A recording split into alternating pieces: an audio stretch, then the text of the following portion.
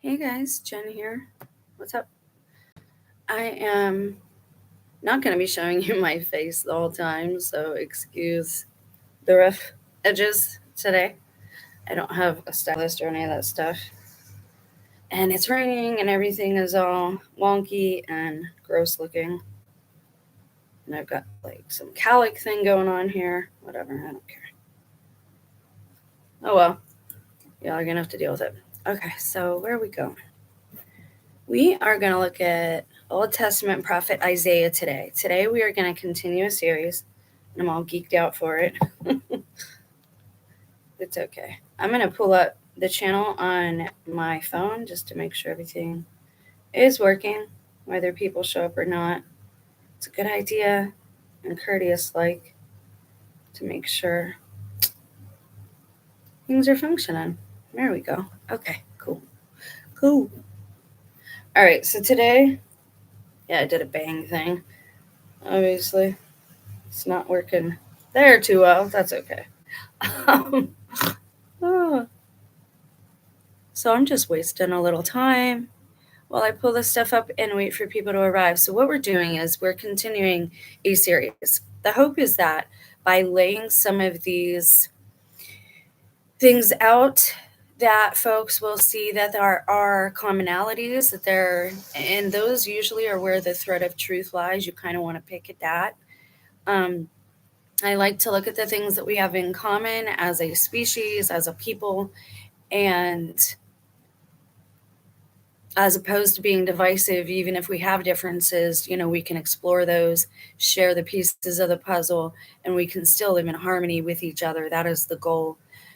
Unfortunately, a lot of people don't want to read on their own today, and reading comprehension is very low.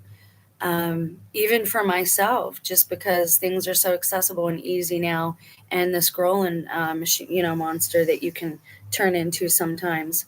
I do have the window open because it is raining, but it's finally, thank God, but it's still a little muggy out. So if it gets irritating or something, please let me know if anyone shows up. Maybe nobody will. Okay, so we're going to look at prophets from prophets, seers, oracles from across the board, from Abrahamic religions, from Hinduism and Buddhism, to I think we touched on Norse mythology. We will touch on Greek mythology and Egyptology. And that has branched off into so many different denominations today, like Christianity. So it can be hard to pin things down. But I feel a little bit like Philip K. Dick today. I feel like what we're seeing, maybe we're not so far removed from these olden times as we think we are, and we have more in common with these people than we realize, and we have more in common with each other than we realize. And I'm also very leery to point at another faith system and say, and people will say, well, religion was created by man to be divisive and to control. I don't know that I agree with that. I think as a species, we look for role models, heroes, people to admire and kind of lift up and say, I want to be that way, right? And so we do the same. Sometimes we deify people. Sometimes it's God and all God's attributes, and we turn those attributes into little g gods. And so we're seeking the truth and where we lie commonly as a people, as a species. It doesn't mean we have to agree with each other all the time, but the goal is to show that maybe people are wrong when they say, okay, that religion worships quote unquote Satan. I feel like we are, I feel like a lot of people are being deceived today by differences in language. They are capitalizing on the fact that most people don't want to read or continue educating themselves outside of high school or college. And so, or they do the bare minimum to get by as far as academics go. And it's more about the social aspect now. Just like social media, everything is social. And social isn't truth. We all wear masks inherently. You're not going to show anyone every facet of yourself the first few minutes that you meet them. And if you're only seeing these people for a few minutes here and a few minutes there, it's natural to hide pieces of yourself or not even conceal them. They just don't come out right away. So I'm leery to point at another faith system and say, well, they worship Satan, unless it's quite clear that, something's going on there. But again, I feel like we have more in common than differences, and I feel like we have a common enemy, and that's why I do this. And I also feel like a lot of these prophecies, we will see commonalities, and there are a few specific things I'm really hoping to highlight if we can lay it all out together. But I'm not looking to tell you and come right out and, learn for you and say, okay, this is what we're looking at here. You will hopefully see that on your own. Excuse me while I take a little warm water, boiled water, lemon, and honey. Yes, I still eat honey pretty regularly. I like honey. So I'm going to hide my face now because it just doesn't matter for the purposes of this video. And I'm going to share a screen with you. And we're going to start this segment of Old Testament prophets. And we're starting with Isaiah. Now, we're starting here to get people kind of mood, I guess you would say. We're starting here to kind of get people in the mood for this series, okay? And Isaiah, if we try to piece things together in some type of chronological order, Isaiah is where we begin. Now, let me just go back and make sure that this is showing to you guys and that you are seeing the screen that I have pulled up here. And again, I have a hard time with the phone because you have to refresh and go back in, but I do want to make sure everything's working. All right, so we're good. All right, so let's just give ourselves a quick bio here on Isaiah. Isaiah was an 8th century BC prophet in Jerusalem who ministered to the kingdom of Judah, a period of widespread idolatry and corruption. He is known for receiving visions from God, including his initial call to prophecy and delivering messages of warning and judgment to the people and their leaders. Now, I also want to say we're not going to be looking at just men. I am looking to do a video on oracles as well, and there is a little debate at this point in time over the meaning of that word even. But we are going to be looking at, maybe today you call them prophetesses. Back then they were called oracles. And they were oracles of Delphi and these different areas and regions of Rome, because I believe they are in Greek mythology. But again, the goal is to show that no matter who you are or what region you are in, you have the ability and the capability to talk with and or commune with God. It is not just something that certain people can do. At least I don't think so. But I do believe you have to go through a process of purification and cleansing to get to a point, especially in today's society, where you can hear the voice of the one who made you clearly within your heart. And this is just in the idea of being the best you that you can be and living the best life that you can live. And that doesn't necessarily mean materialistically. And these videos will be for people who are wanting to quote unquote upgrade spiritually, or level up, or ascend or transcend who they used to be, right? And not to look at anyone else and say, well, they're to blame, or they're no good, but to look at self and say, I am better than I was yesterday. Thank you, source, God, the one who made me, for bringing me to this point. Now, again, I know there are people who are also going to criticize these videos. I would just warn you to be cautious. At this point, I do literally love everybody, so I pray that these people's lives are so filled with joy that they forget about falsely accusing others who really have good intentions in their heart. We all use different words, and we can't be scared off or turned away by each other just because we use different words than one another. And so be cautious, be careful. And, I've suspected AI or some type of automated system for a long time now. And we just called them bots. 5 years ago, they were bots. We didn't call it AI. And so, again, they're deceiving people just by changing the names of things, hiding them from a generation. Then, when they can't hide it no more, they're acting like it's new. There's a reason all of this is happening. And so, let's try to be better than we were yesterday. And just be leery of those who won't show you their face. I get it. Everybody wants a sense of anonymity these days. And there's nothing wrong with that. And we actually, we deserve that if we want. But at the same time, you deserve to know who you're listening to. And if people want you to trust them, the basic with that is being able to look somebody in their eyes. So let's continue. Um, Isaiah's life, he was a son of Amos and was reportedly of royal or noble descent, potentially a cousin or king of Uzziah. Now, here's the problem with some of this is you only have people of pure bloodlines or royalty or nobility who end up rising up. And today, those are the bloodlines that everybody puts down and castigates. So just use your discernment.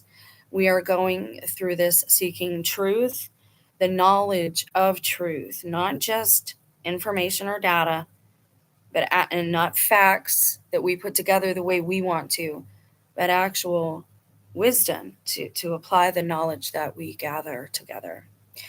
So Isaiah's message often condemned the corrupt leaders of Judah and the people's turning away from God. He also delivered messages of hope and future restoration for Israel.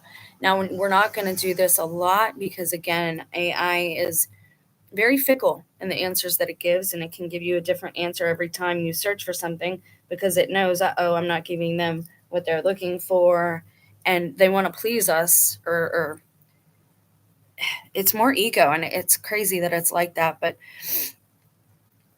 we have to stop being egomaniacs. And that's the problem, is everybody wants to be seen, everybody wants to be known, everybody wants to be the first to have this, that, or the other. And that's why I do go back to not showing my face, and that's why I do try to do better than I did yesterday, and not sling mud and play the blame game. Let's look at how we can be better. It says Isaiah is considered one of the greatest prophets in the Bible with a significant influence on Jewish and Christian theology.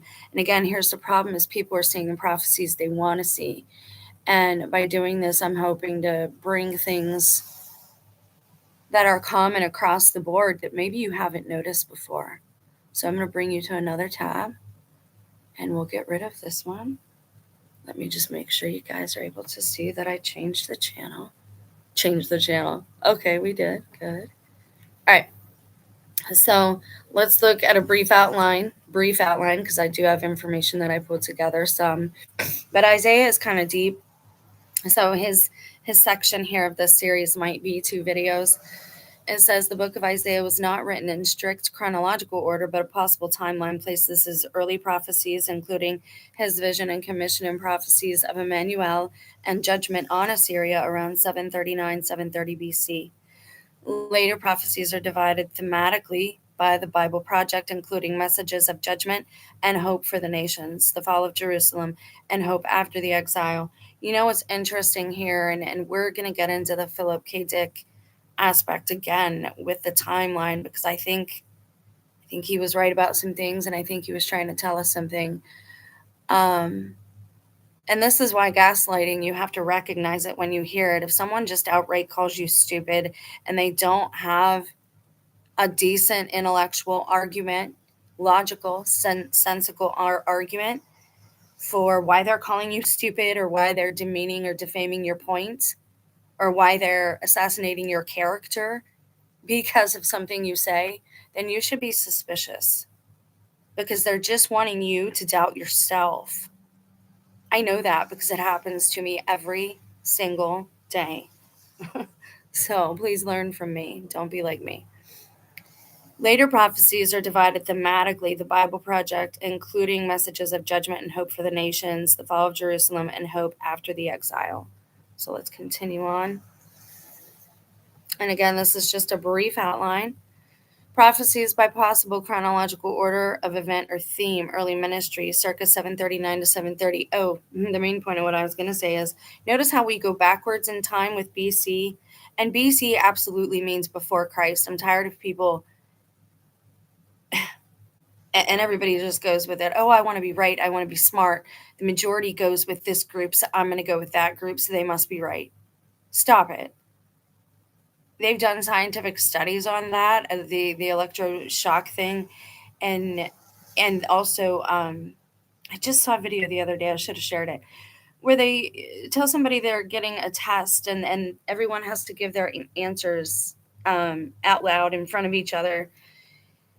And one person at the end, the only real person who's part of the actual experiment, he says or they said that he went with everybody else's answers, even knowing he was right, because he didn't want to stick out.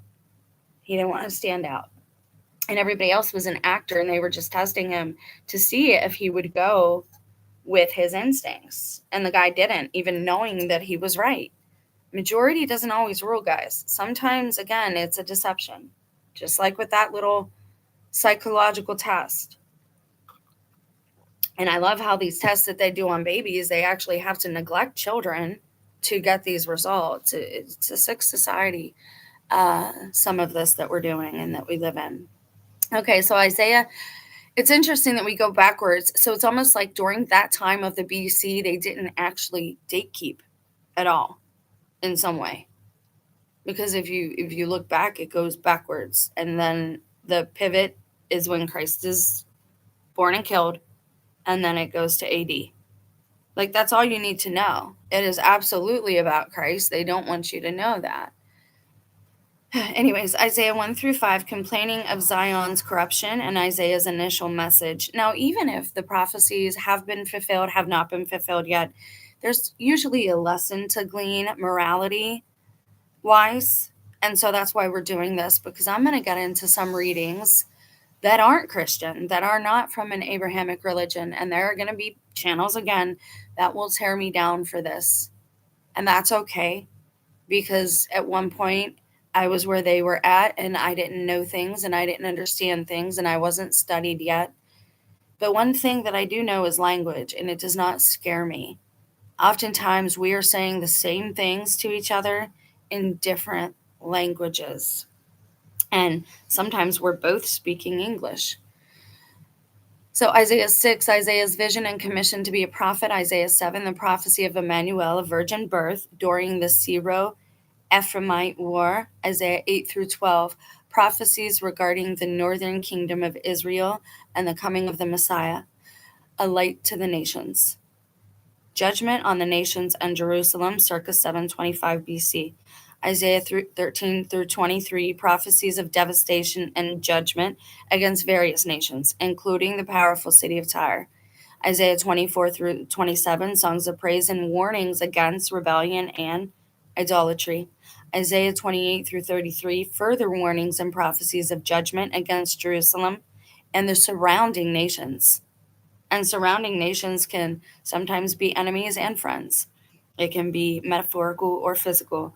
The fall of Jerusalem and exile, circa 712 through 701 BC, Isaiah 36 through 39. Hezekiah's illness and healing, and the embassy from Babylon that led to a prophecy of future captivity. Hope after exile, circa 701 BC and onward, Isaiah 40 through 66.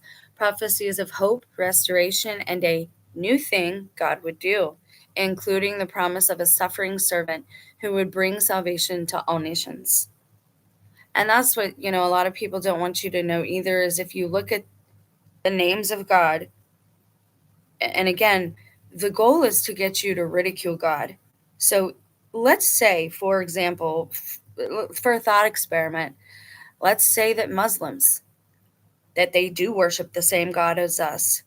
But if some of these influencers and some of these wolves in sheep's clothing can get you to curse that God and call it Satan, well, you've just offended the Holy Spirit, or at least committed sacrilege, all because you did not know what the words of another language meant.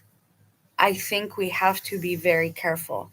It's fine if you say I don't agree with them, but let's be very careful about demonizing others and who and what we demonize.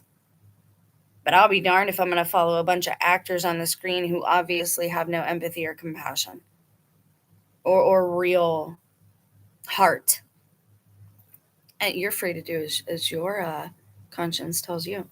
Okay, so I'm going to go to my handy dandy Gmail real quick. I'm going to pull something up and we will dive deeper into Isaiah. Now, I think we're going to start here. Just give me a sec. Oh, are we going to start there? We might. Okay, so I pulled something up, and I don't think we can start here because people will pass judgment immediately.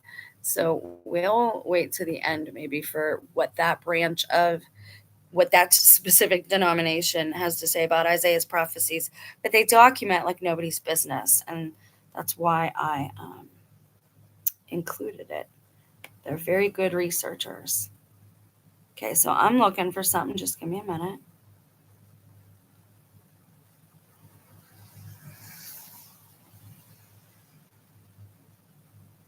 Okay. We're gonna do this. Thank you for your patience. Okay, now we're gonna dip, and I try to do this in a kind of cohesive manner so that we go deeper and deeper into the topic at hand. All right, the channel pulled, or the page pulled up. That is good. That is good. Let me get a little sip of my warm water. All right, the chronology of the Old Testament prophets. This is Bible chronology timeline, chronologies of the mysteries of God. And sometimes what I try to do is to share the most user-friendly website that has information that we're looking for, and then we dive deeper. I'm not saying if this is a great resource or credible resource right off the bat, but I do go for older websites, older papers, and people who I believe have started sources that I believe or have come to find with you on this channel that are good at documenting. So this says the 16 prophets, Isaiah to Malachi, whose writings have come down to us during 4 centuries from about 800 to 400 BC. Most of them left chronological data by which the duration of their ministry can be determined at least approximately.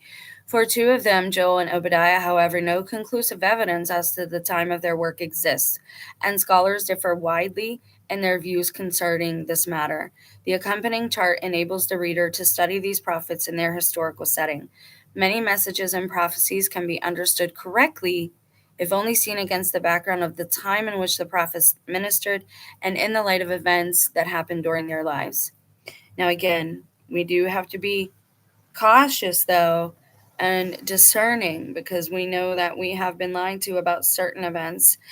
And we also know that right now people are straying. They don't want to hear truth. And so there are a lot of people lying. So, yeah, we have to use our discernment. Insomuch as it is possible to date the kings of Judah and Israel, especially the later ones, with comparatively high accuracy, the various reigns during which these 16 prophets ministered have been entered in this chart according to the tentative chronology used in this commentary. The kings of Assyria, Babylonia, and Persia, whose dates for this period are well established, are shown in a separate column. Most of them are mentioned in the Bible in either the prophetic or the historical books.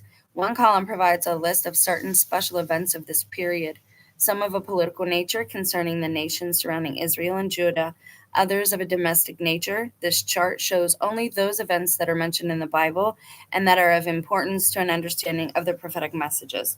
Now, again, we're not going to be looking at just biblical prophets in this series, but today we are looking at Isaiah because we're getting our feet wet. We're getting everybody prepared for, yes, we're going to be looking at prophets, prophecies. And what we're really comparing here, I guess, isn't prophets so much as it's eschatology. What has been said by human beings, by people since history started getting charted, right? So it says Isaiah was the great forerunner of the writers. This fact is recognized by the various New Testament writers who quoted Isaiah more than 90 times. Now, again, my goal in this is to hope that by laying some of these out together, you will see something very clearly. But I might save that for another video when I do a summary of just Old Testament biblical prophets. But all the king's men and women is going to be oracles, seers, prophets, all of the above. So if words scare you, this is probably not the channel for you.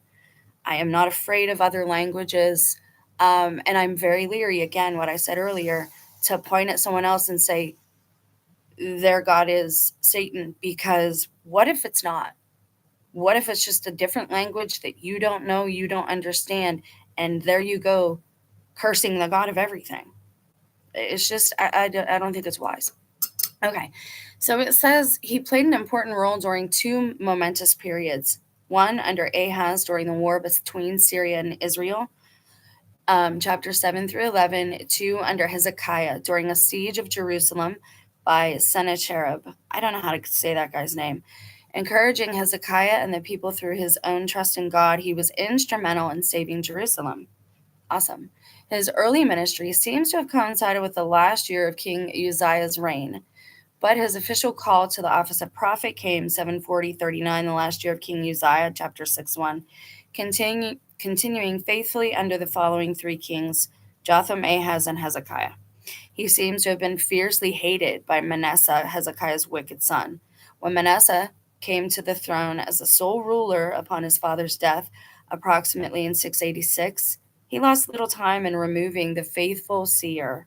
See, and back then, prophet is somebody who tells you to repent. Not all prophets are seers. Seers, not all seers are prophets, because some of them go the wrong way and they become like mediums and fortune tellers, and they're focused on money. And that seems to, whenever the focus is money, you're not doing a thing for the right reason, right? And so you stumble or you're easily led by that money.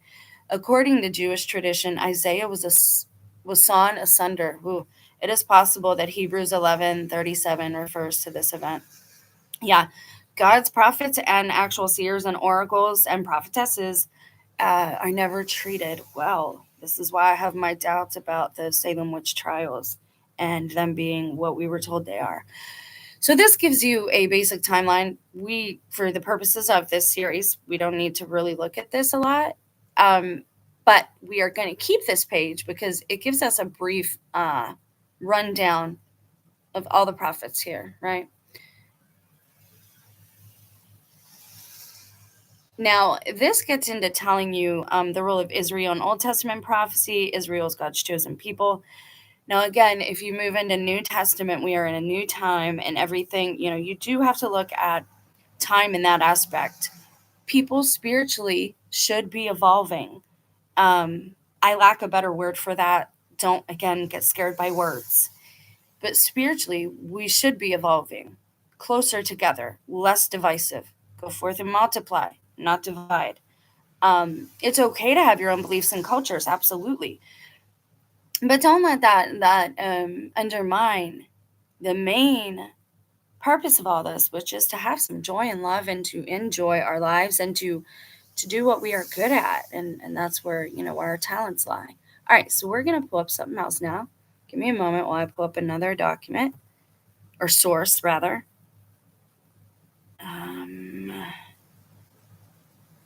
Do I want this one? Let's look at this real quick. We're going to look at this first. These are the prophecies of Isaiah's that have allegedly been filled. And I saw a Reddit thread, and of course you can't comment on it because it's, oh, I'm sorry. I can't comment on it because I've been blocked. It's the atheist group. Imagine that. They're straight up giving false information, like none of this ever happened. I chose this source, and this is going to sound funny, but I chose this source simply because of the cross and the heart. For whatever reason, right when I was starting to be born again and I was really waking up to and seeing things how they really were, I saw this.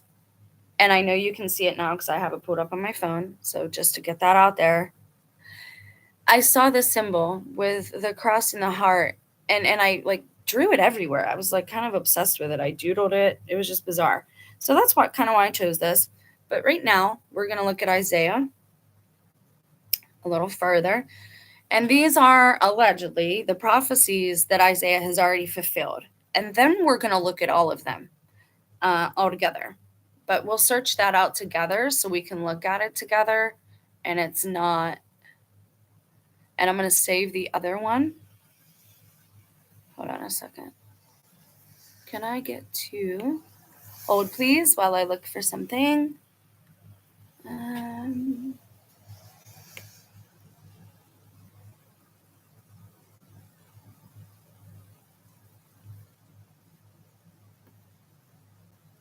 we go. All right. And you guys are looking at this. Cool.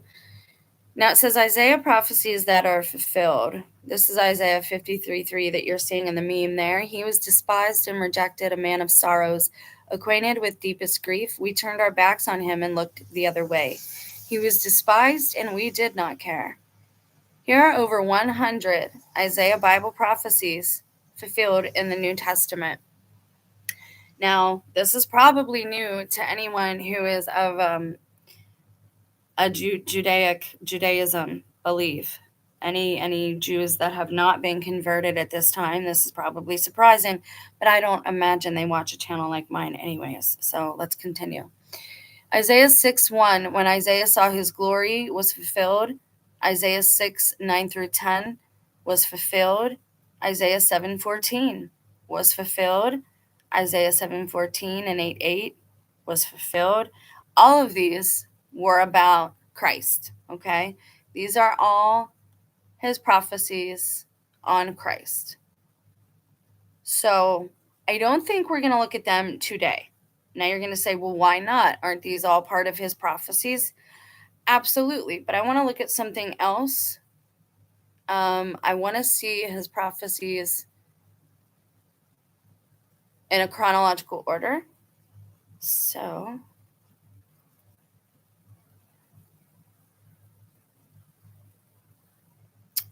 hold, please, while I bring this something else up for you.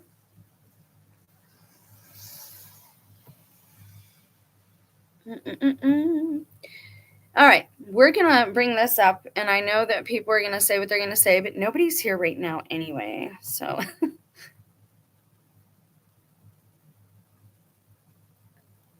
Give me a moment. Which page do I want to get rid of right now? We'll get rid of this one.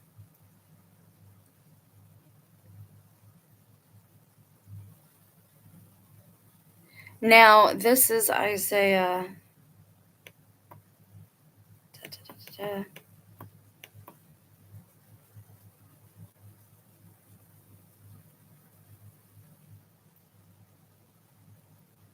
Hold, please. Sorry, guys. I'm trying to decide which one to show you next, but we're going to look at this one. All right, so here we have Isaiah explained. Now, let's take a look at this and break a few things down. Defining Isaiah the man and his message. I honestly don't want to look at that right now because I want you to see it how you see it. I want you to hear it how you hear it. And understand that this is true for all prophecy, not just Isaiah. But there are two different ways one may interpret them. The first is superficial, on a shallow level, the material. The second is in-depth, inquiring, and unassuming. This is one way God divides people, rendering void the knowledge of their sages and the intelligence of their wise men insignificant, when the truth finally comes out. Besides inheriting a Christian tradition that bears little resemblance to the religion of Jesus, the modern world has inherited an entire array of scriptural interpretations that don't reflect what their texts actually say. Particularly is the case with the writings of Isaiah. So again, I pull from a variety of sources, and the one that I'm going to dive into for a portion of this video is going to be a source that a lot of people aren't going to be happy with. They might not understand it, but let's continue. Besides we got that. One of the first principles of scriptural interpretation is to read everything in context. Okay, meaning you can't isolate even one word, verse, or the idea and let that become a point of focus without taking into account all its interconnections and the word links to the other parts of the text. Which is, again, we're not seeking to cherry pick, which is why we're going over this briefly. But this is the first video on Isaiah. So we are pulling this out and giving it a superficial glance. But what we want to see is all of his prophecies of the end times, right? So hold please while I type that out, and then we'll read a little more of that.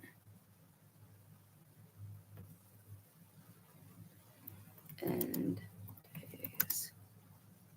there we go. Okay, because we're going to search something else together. That's not what I'm asking you. See, that's when AI gets on my nerves. Okay. One of the first, we got that.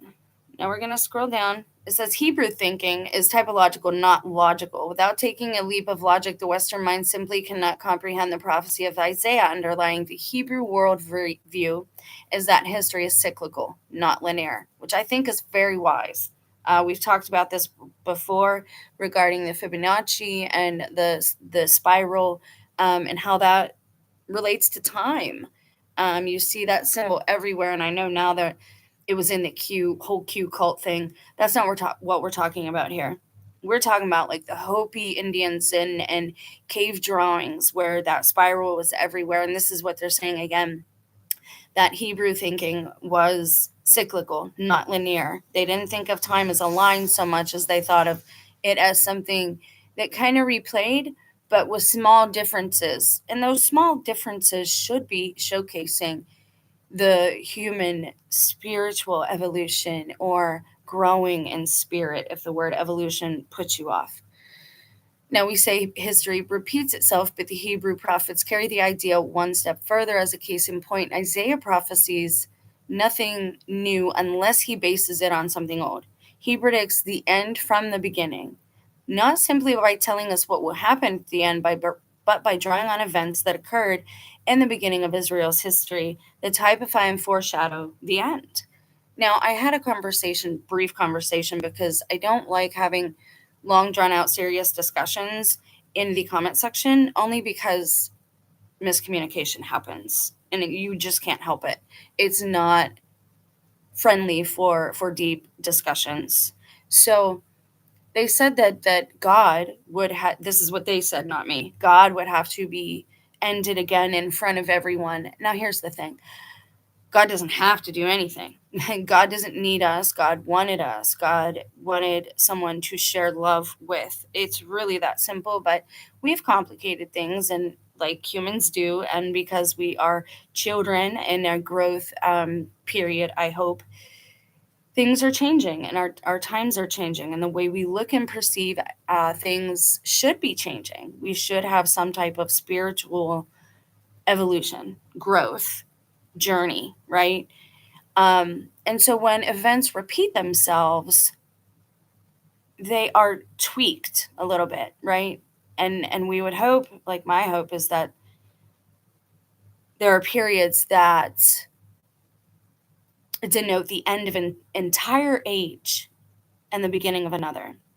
So I believe, while it might be very possible that some people will have visions of or will somehow witness Christ's sacrifice, and that's a message that I brought a long time ago on the original channel that I believe God gave me, and it's in my journal, so I do keep track of all that stuff for anyone that was not here back then. But these events are cyclical, and see, I lost track because I wanted to make sure everything was working, and I looked down at my phone. I apologize. It is hard to stay motivated and focused these days with not a lot of people watching. Trying not to get sucked in by numbers, by that number game. I understand how that works, and I understand it's a tactic to try and discourage us, those of us who are seeking actual fellowship. And that's why I did this, for human connection. And if I'm not getting that and nobody's getting anything from the videos, it rather feels pointless. So anyways, He predicts the end from the beginning. I don't know how it's going to happen, but I did receive a similar message that people would see it somehow or witness it, because there are people everywhere right now that don't believe without sight, so they are not blessed. And once again, people did once upon a time know that Christ was Lord. It was everywhere in the realm. Which again, are we in Satan's short season? It's another reason we're looking at all of this. All right, so we had a little distinguishing between literal and figurative. A lot of us should know this. It's no secret that for any practical purpose, the book of Isaiah has been a sealed book to most readers probably since the time of the prophet himself. Of course, its author Isaiah was not just aware of that, but he purposely intended it to be so at the time he wrote it. It served a divine purpose of keeping his book unaltered, while those with eyes to see and ears to hear would comprehend much of it and thus increase their understanding. In fact, an ancient writing attributed to Isaiah affirms that the book, which he openly proclaimed, that is, the book of Isaiah, was written in parables or as an allegory so that not everyone would understand it. And that's from the Ascension of Isaiah 4:20. And that is true. We've talked about that as well. God commanded Isaiah to write it. Go now, write on tablets concerning them, recorded in a book for the end time, as a testimony forever. While the tablets or plates Isaiah wrote are yet to be found, his message is intended for the end time. In that day shall the deaf hear the words of the book, and the eyes of the blind see out of gross darkness. It's interesting that they use this word plates, because that is what the LDS church refers to it as. And again, I wonder if we missed the gathering up, because you have to remember, people are like, oh, we're not left behind. There has to be someone to point to events and say, hey, that's prophetic, that's in the Bible, that's happening. And I saw Cariana 83 shared a video of a man saying that. And again, the Spirit is moving, because that's a message that I myself and a couple other smaller channels shared a couple of years ago. I don't know if mine is on this channel or the other one, but it is interesting they use the term plates, and the LDS church refers to that in the same way. Let me do a quick time check, because we are going to get to other information, and this will probably be at least a 2 or 3 parter where we focus on just Isaiah. But right now we are dipping our toes into Isaiah's prophecies and him as a prophet. It says the book of Isaiah, a blueprint of our time.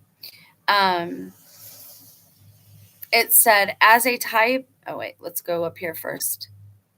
Isaiah wrote, are yet to be found. His messages is intended for the end time. In that day shall the deaf hear the words of the book, and the eyes of the blind to see out of gross darkness, as a type of other sealed books that are to be unsealed in the end time. The book of Isaiah, his sealed book, thus harbors an important message for our day. Analysis of Isaiah's 7-part structure and other literary features has unleashed the greater part of it, or unsealed, I'm sorry. That's also why I'm doing this. I had not read that before, that they considered some of his prophecies unsealed, or basically meaning that nobody has come into an understanding about that yet. I think I have. Not that that's a big deal, because it's not. The big deal is what it's about and what it's in regarding, and I think it's happening right now. And I'm not going to give that to you to the end of the video, because you won't understand it now until we go through his end time prophecies. Okay. What sets the book of Isaiah apart from all other prophetic writing is its all-inclusiveness in depicting an end-time scenario. So he was an Old Testament, right? He was prophesying the birth, ministry, and death and resurrection of Christ, but also of the end days. He covered the gamut. So he's not preaching to just Jews here, just Israelites, just the tribe of Levi or Dan or Judah. He's talking to people, mankind. And that's another good reason to start with him in this series. So it says, even more comprehensive in portraying the end of the world than apocalyptic writings such as Daniel and Revelation, it spells out a great confluence of events humanity is about to experience. Again, I think we are here, but I need time to prove that to you. And people have to have, we all need to have an attention span. Using Israel's ancient history as a foreshadowing of the end of the world, it predicts the future by drawing on events of the past. And I think that's wise. And I think if you look at all prophets, they have that in common. Prophets, seers, and by prophets, in this sense, I'm talking about prophets who see, prophets who have visions. Okay. And again, not all prophets are seers. Not all seers are prophets. Prophets speak for God and talk about turning this way. Prophets offer hope, right? They tell you to change what you're doing and go another way, right? They say, don't do this anymore. You're going to walk off this cliff. Seers just give you the information, and sometimes for money. And if you're motivated by that, it's not, you're not going to get good information, but it's also not good for that person's soul. So only a prophet poet with extraordinary literary skills could have predicted the end based on ancient beginnings. Isaiah 46:10. Only a visionary who saw both time periods could have crafted this prophetic masterpiece. While the book of Isaiah's apocalyptic message accords with Jewish tradition, and while its literary features reveal its twofold relevance to Isaiah's day and to the end time, it still requires uncommon faith to believe that this is a handbook for our day. For one thing, it may mean discarding much of or all what we thought we knew before. Isaiah foresees just such confusion when he speaks of the deaf hearing and the blind seeing the words of his book. Only then, in a day when barely a few disciples would know its true meaning, would those who erred in spirit gain understanding, and those who murmured accept instruction. Isaiah 29:18-24. Now, this is important for all prophecies. Again, I have discovered, I believe I know, not just believe. And if I use the word I know, that doesn't mean I'm being condescending. It's just for my own spirit. Okay, so please don't think it's being like some type of condescending. Earth's end time history repeating itself. A reassuring thing about Isaiah's prophecy, now we just spoke about this above, about the spiral, the Fibonacci, is that Isaiah limits himself to predicting new things based on old things when describing the end of the world. And I would say the end of the age. And again, when I think of world, I think secular system. I don't think the earth itself. I could be wrong, but that's just my own personal interpretation of the difference of those words. Over 30 ancient events, some that occurred before, some contemporary with, and some soon after Isaiah's day, typify end time events. To God's people who know their history, who have searched Isaiah's writing for answers, therefore those events won't appear unfamiliar when they unfold. To those who are acquainted with them and experience them, hindsight will turn to foresight. That's cool. Perhaps that is one reason why God commanded his people to celebrate ancient events such as Israel's Passover. Of course, when those former events repeat themselves in the end time, they won't do so in order that they occurred before, nor take thousands of years. Hold, please. Let's look at that. What do you take this to mean? Of course, when those former events repeat themselves in the end time, they won't do so in order that they occurred before. This is why I've said, we are on the other side of things now. It seems like things are inverted, and that would be also like we have the Antichrist has his John ushering him in, making the world prepared for him, just like Christ did, right? And Christ came from a royal bloodline. And so I believe the AC is coming from a Nephilim type of bloodline, or if you prefer the word hybrid. Nephilim just means great men of old. It's interesting that they called them that. And again, St. Christopher is said to have been a big being. I don't believe they're all wicked or evil, just like people. We've got some, we've all got something. This time around, moreover, they will happen on a world scale and won't be limited to the Jews in the state of Israel. Now, this is key, because this is what they want people focusing on. They want people focusing on just the state that they show you on television. I believe television has truth in it, so much to the point as when there are tragedies or wicked things that happen, they're usually not going to hide those from us, because of the energy that it gives us. They don't want us feeling good. Everything that God gives, they want to take away. Every law that God put in place to keep us safe and happy, they want to take away. One of the main things to be taken away from you is your joy. If we're always looking at end times, we're not going to have joy. But that's also why I'm doing this, is because there are a lot of these prophecies that have good things coming for people. But most teachers don't talk about that. We all seem to have this scrupulosity, and that's Catholic, certain doctrine, Catholic doctrine says that scrupulosity is when you have an interest in the demonic that is or the darkness that is uber. It's a little much. It's a little extra, and we do in our day and age in our society. But I do think, for example, Halloween's coming up, and we're gonna have to do a video about that because everybody does. But again, it didn't start as a bad thing. It's a good thing to immunize yourself against fear. And I'm using that word in a spiritual sense. All my disclaimers are in my description box and in the About Center of the entire channel. All right. So let's continue. While the ancient names that Isaiah used to describe nations and persons function as code names of end time ones, they don't apply to nations and persons with the same names today. Wow, I can't believe somebody else actually said that. So just because they're showing you the state of Israel on television, and you should ask yourself that too. Why are they calling it a state? Isn't it a nation? Is it a nation, a state, or a country? Well, Jen, you see, you don't know. I'm being serious. They're trying to fool everybody with words again. What do you think is in the middle of the Grand Canyon, guys? What do you think's there? Think about it real hard. Israel. They've been warning people away from the Grand Canyon since we started talking about it on this channel. Forget Area 51. That's not where we should be focused. And they'll do whatever they can to discourage us from. And again, if somebody calls you stupid for bringing up a new point or a new idea or a concept that other people aren't focused on, and they have no better argument than to call you stupid, right? They have no intellectual information, no knowledge, no truth to add. They're just calling you stupid so that you doubt yourself. Okay?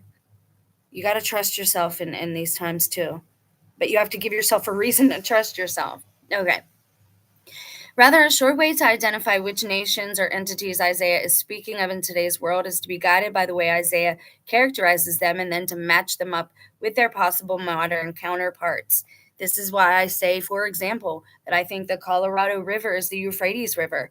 The Colorado River is drying up, and they are telling us the truth, but we think it's so far away from us. We're like, we've heard that before. We've done this, blah, blah, blah. But you can see it now around you. The droughts, the weather, the food, the produce, all of it, everything. They're pushing this carnivore diet, anything that mainstream pushes at you. Majority does not rule in that way. Not in that way. They want you blind. And by putting certain things into your vessel, it makes you blind. That's why I said earlier, almost anyone can talk to God and be their own oracle. But you got to clean out your temple, and that is your body. Okay. And that's, again, something that I hope will be very clear.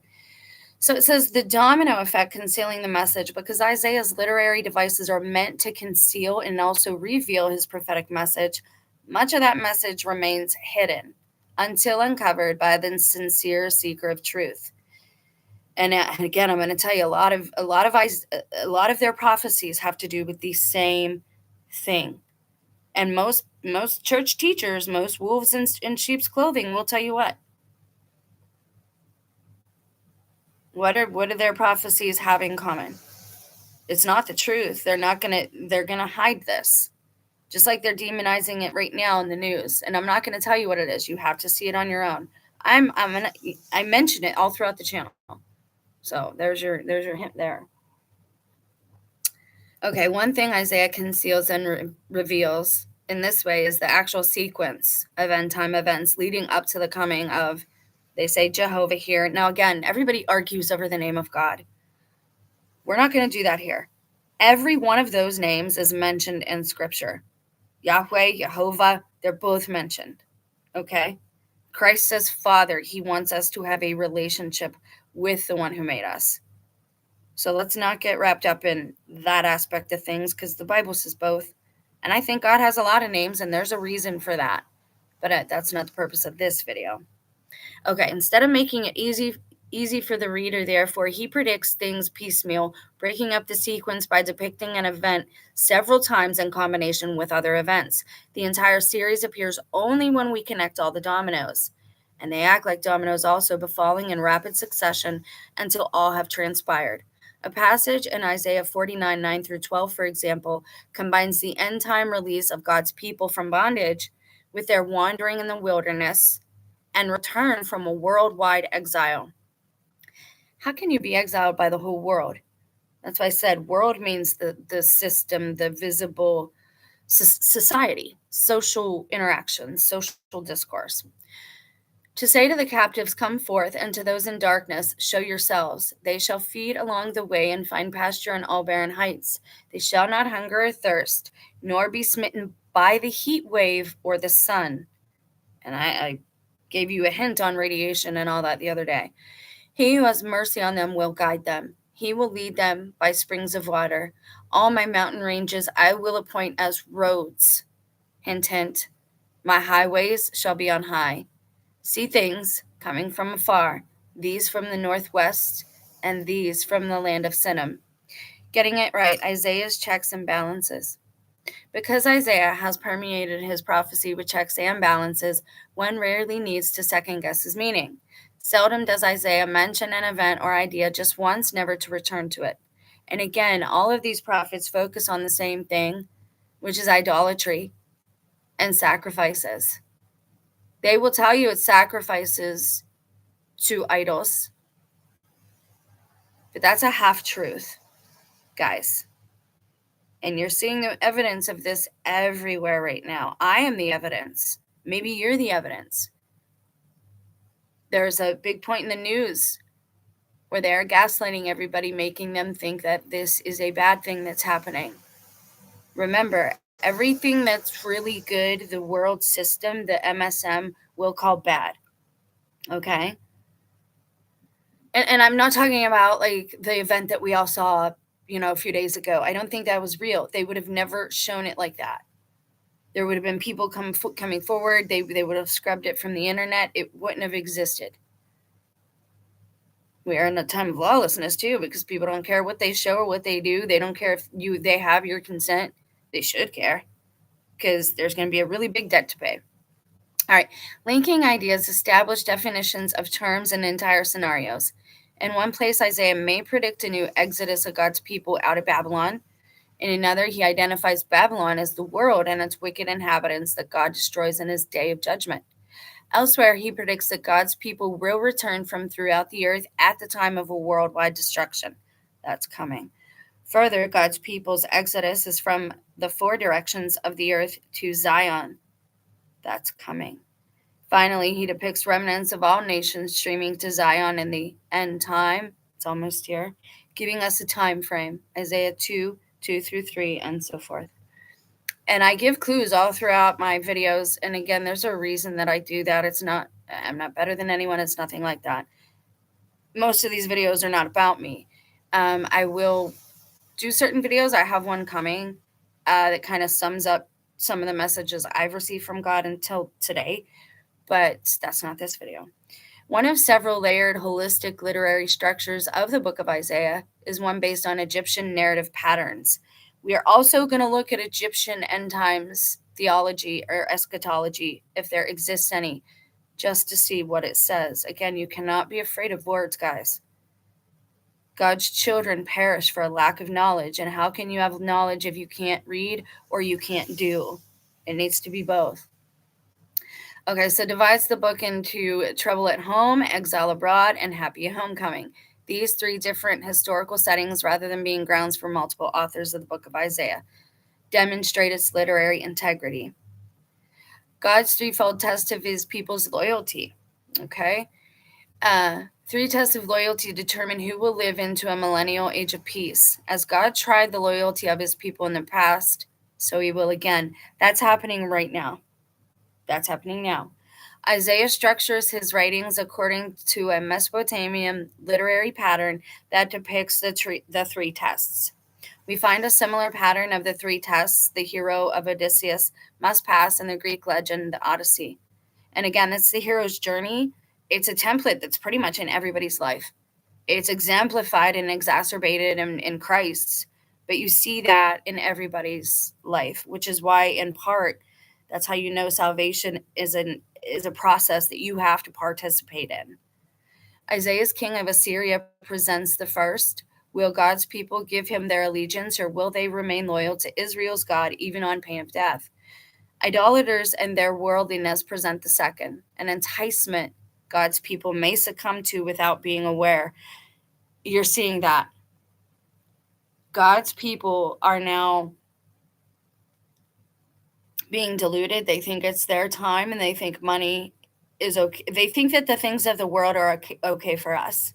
And that's just not true. Look, everybody quit watching when I said that. Ecclesiastical leaders' abuse of authority forms the third. So let's look at this real quick. We have this breaks his prophecies down into three parts, but I think it's good for looking at all prophecies or most prophecies. Idolaters and their worldliness present the second. Oh, wait. The first is allegiance. The second is being tempted to worldliness. And the third deals with the church leaders' abuse of authority. Okay? So Isaiah's prophecies speak to all three of these things. Idolaters being tempted. And this is God's people. This is saying God's people are being tempted by idolaters. You're seeing that right now. This is why you're seeing some Christians being risen up, some Christian channels. Satan, or whatever you want to call it, the devils, the darkness, wicked, lower level sentient beings, whatever you call them. They always come with flattery first. They always come with temptation and enticement first. They always come bearing gifts first. If you fall for that, then they take you further and further into that until you're worshiping money and things and not God, and you're compromising your principles. Well, I can't make a video about that right now because it won't trend. I got to make a video instead about this. I can't mention God as much because, I got to pay the bills. Do you see what I'm saying? That's how he always comes. Always with flattery. But if you get past that, if you resist the devil, he doesn't flee yet. Then he tries to break you down through other means. You still have to resist, then he flees. Okay, so then you have the third part of prophecies regarding church leaders and the abuse of their authority. So the order of the three tests may be reversed from their sequence in the book of Isaiah. Okay, so that means that you would see judgment starts with the church, right? So you would see ecclesiastical leaders first, God's people in the middle being enticed and flattered and tempted, and then loyalty to God as the third. Okay.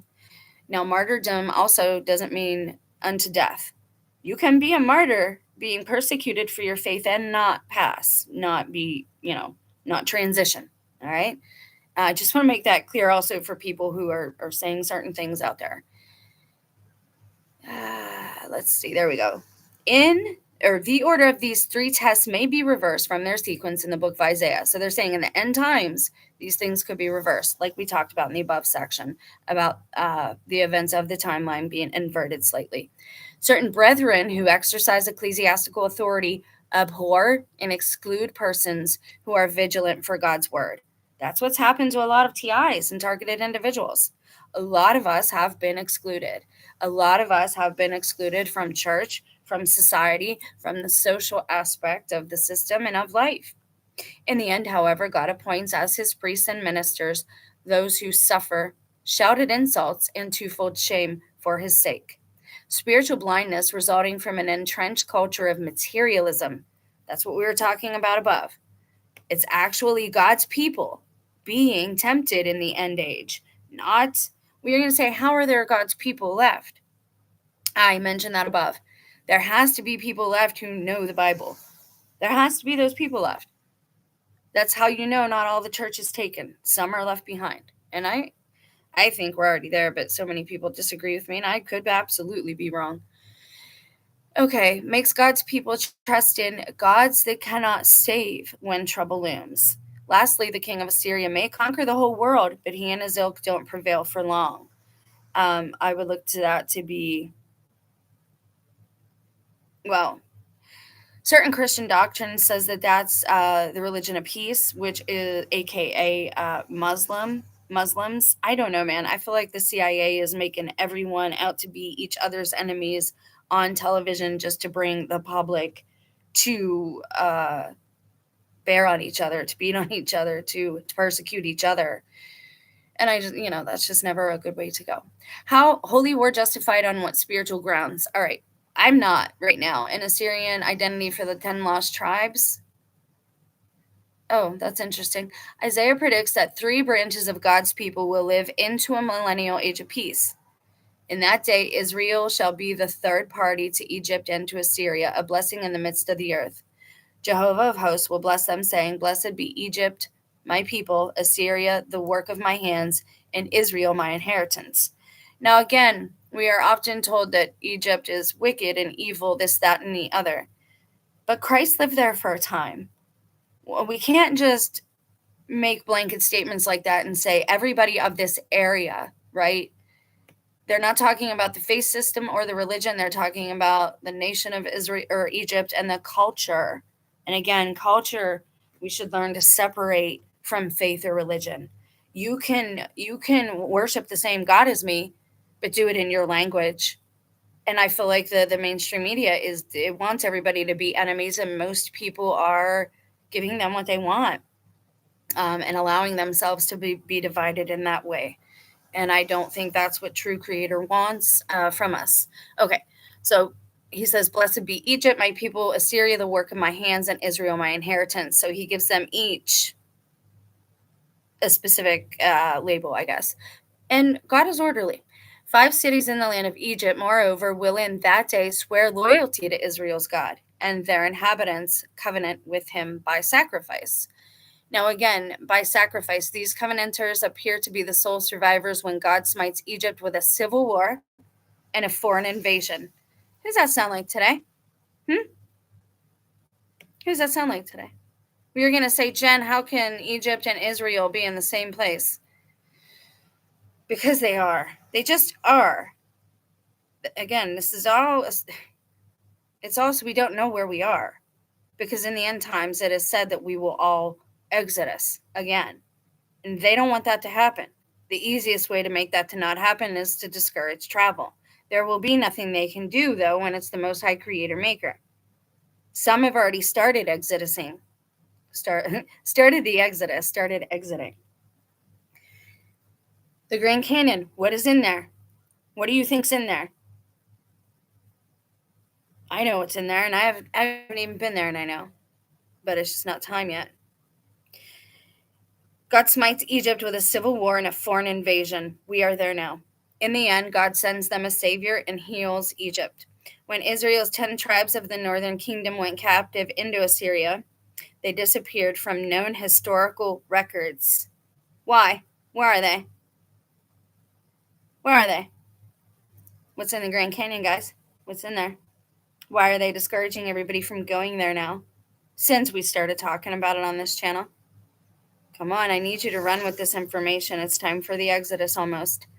The emergence of an end-time people of God called Assyria, which parallels the similar emergence of an end-time people of God called Egypt, thus implies that those of end-time Assyria who survive God's day of judgment consists of the descendants of those who were taken captive into ancient Assyria, while the Assyrian armies who conquer the world ultimately perish. These Assyrians whose names are recorded survive.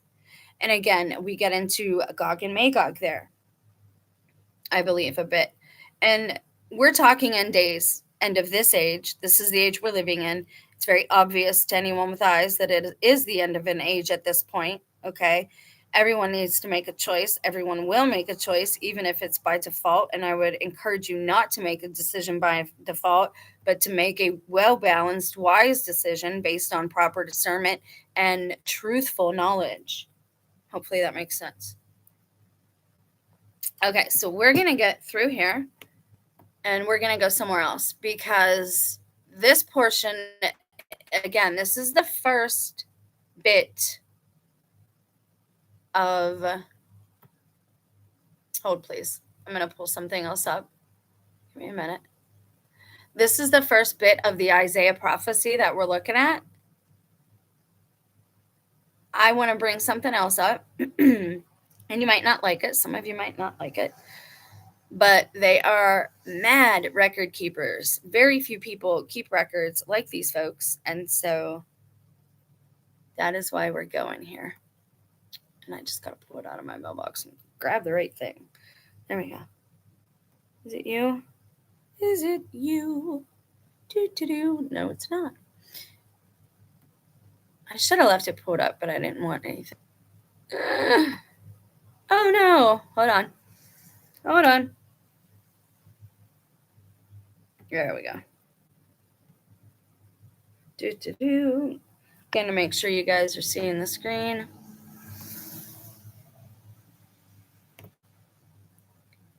And I'm going to grab something else to share with you. So give me a sec.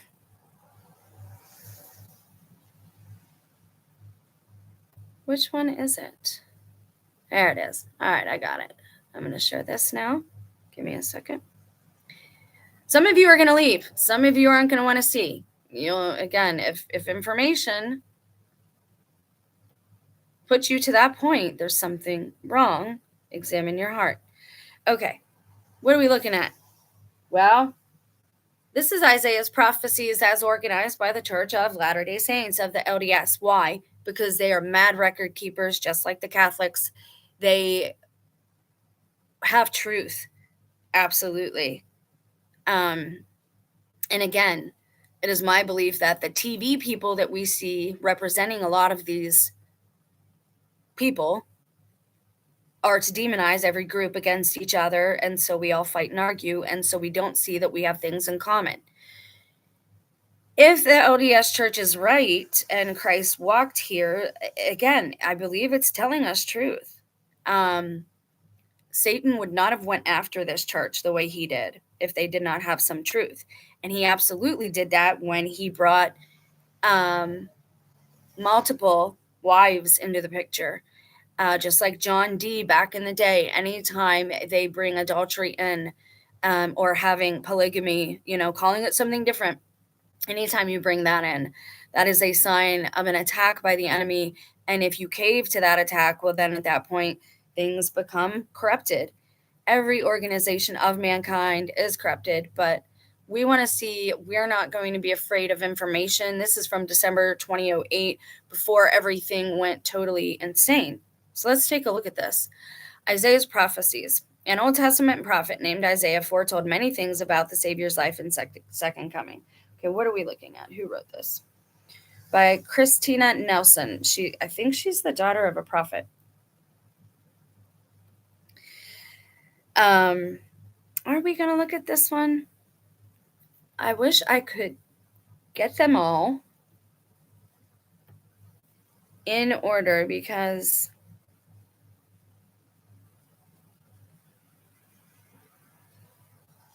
hold please, I'm trying to grab something. Yeah, that's not right either. That's not it either. I know people aren't going to want to hear that, but again, you have to have an open mind about certain things. And that's what we're trying to do. I want his actual prophecies, and I want them laid out in order.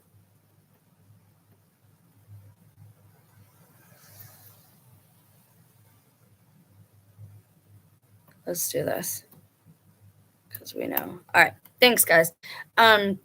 Research with me videos can be a little like this, because I want to do this with you together to show my work and the process, and so that you don't think that there is anything that I'm putting into the information that's not there, although we all have our own interpretations.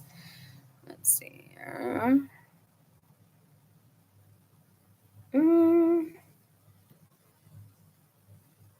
Okay, that's... There we go. All right, again, because this is a superficial look.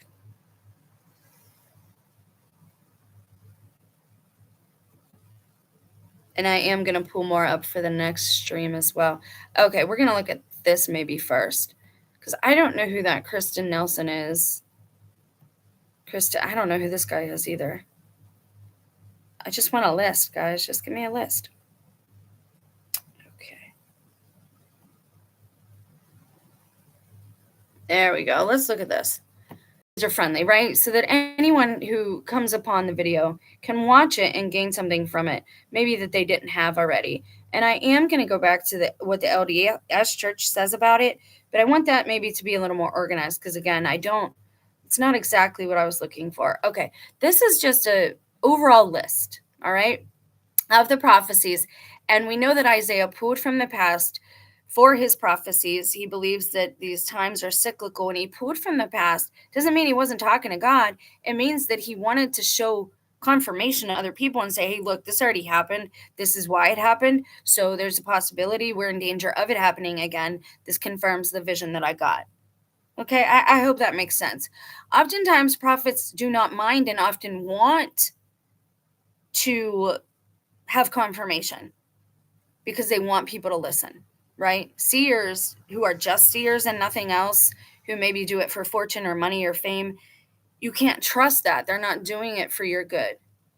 Okay, preface. What has been shall be. We've talked about that. Israel's apostasy, Tower of Babel. This is happening now with data centers. Babylonian captivity. You're seeing some of this now. Behind the scenes, I guess you're not really seeing it. The call of Abraham, Lot's deliverance from Sodom, the destruction of Sodom and Gomorrah. We're seeing that all over the place in all kinds of cities, allegedly, if the fire stories can be believed. Cosmic disturbance. We are seeing that allegedly as well right now.